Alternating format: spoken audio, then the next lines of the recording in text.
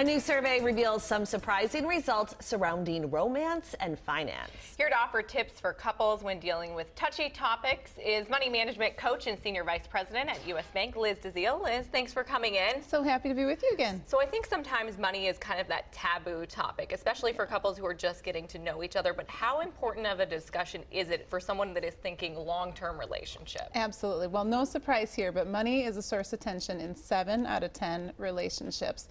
And I think this is why people are avoiding it like the plague.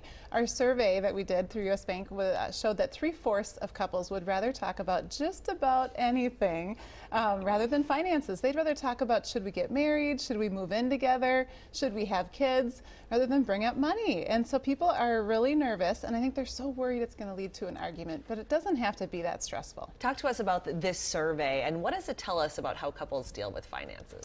Well, here's one startling statistic. 40% of people have only a vague idea what their budget is. So this just shows people are winging it when it comes to money. And you wouldn't leave for a trip without planning out where you're going to go, how you're going to get there. But the same is true for finances. You really should chart the course together.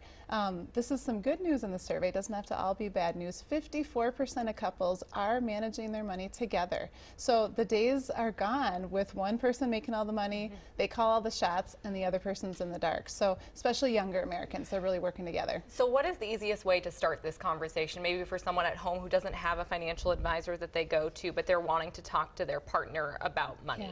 Yeah, so the best way is to just make it casual, start the conversation early, and start on something positive. Like, what are our goals that we have together? You've got to be able to find something that you can both get excited about, and then just start putting the money away for that purpose. And make it a bonding activity rather than something that you fight about.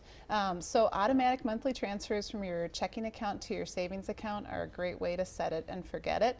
And the bank has a program called Start Smart Savings Program, where you can set up those automatic monthly transfers, and we'll even give you a $50 incentive if you can save $500 over the 12 months. Ooh, that's nice. So what are some of the biggest obstacles that you hear from couples when it comes to saving money for some of those future goals that you have? A lot of people, when they look back and they say, why didn't this work out as well as we hoped it would? Why weren't we able to do as well as, so-and-so down the street? They cite unforeseen circumstances like a job loss or economic downturn. And those things can be really challenging, but if you have a good financial plan, it's going to anticipate some of those obstacles, and it'll help you plan for those curveballs financially and not be completely derailed by them. Prepare for the worst, but hope for the best. That's right. Liz, thanks so much for coming in. Thanks for having me. Yes. All right.